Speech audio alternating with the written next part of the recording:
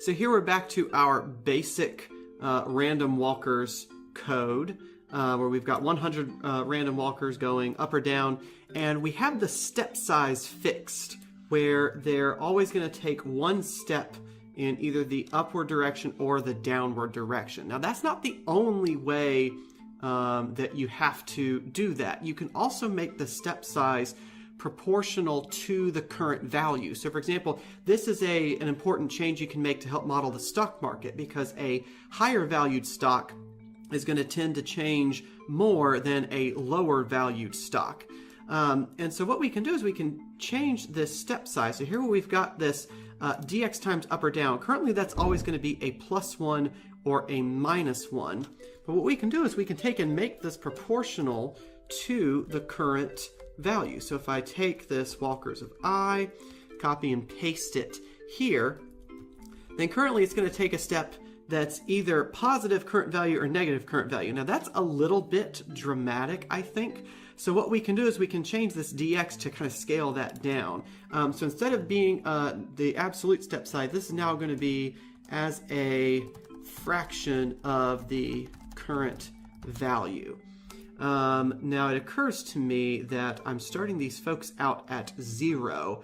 So if I do this, they won't be changing at all to begin with, because a fraction times 0 is still going to be 0. So we'll need to change their initial value in just a second. But let's make this, let's say we make this a 1/10 of their current value. So in other words, they can each step they can change up or down by 10%. And let's see, let's suppose we were doing this like the stock market. My understanding is I don't think stock values can become negative, can they? Comment if I'm wrong about that. Please let me know. But what we're going to do is we're going to change this initial value. Let's change that to say, let's change it to 10. And so at first they can each change by ±1.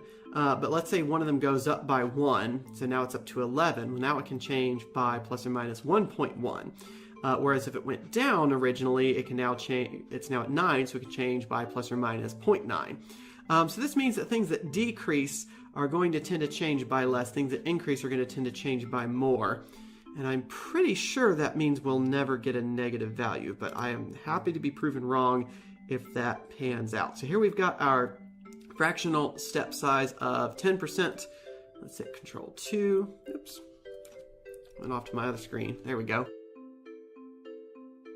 Okay, cool. So you notice we get this asymmetry. So the stuff that's at the bottom doesn't change by as much, right? So these step sizes are much smaller at the bottom. But at the top, you get these much more dramatic increases. This is actually pretty cool looking. I guess another thing you could use this for is if you need to generate a mountainscape for your Dungeons and Dragons campaign, you can use this, fill it in with some colors and get some 3D perspective, things like that. Yeah, my prediction was right. They're not going to go below 0 because it's basically Zeno's paradox. You can't, if you're only covering a fraction of the distance, you can never reach down to 0. So that's pretty cool. So this is what we get for a 10% change. Of course, we expect the difference to be even more dramatic if we increase this. Let's make it a 30% change. Control 2.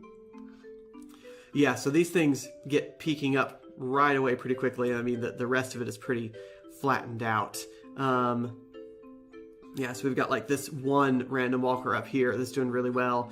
And then it looks like, I can't tell whether it crosses down this way or whether this continues up this way. From the curvature, it looks like this one is crossing down this way and this one's now on the rise. So that's pretty cool.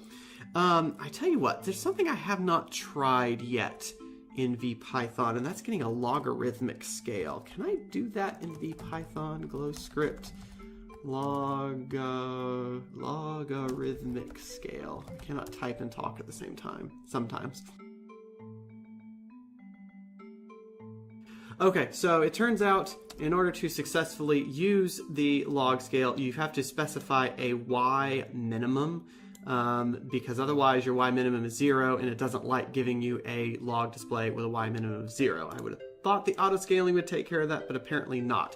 So I copied this in from GlowScript's documentation, and when I run it now, I get a nice log scale on the vertical axis. So the maximum is still auto-adjusting itself. I just set the minimum to be 10 to the -5.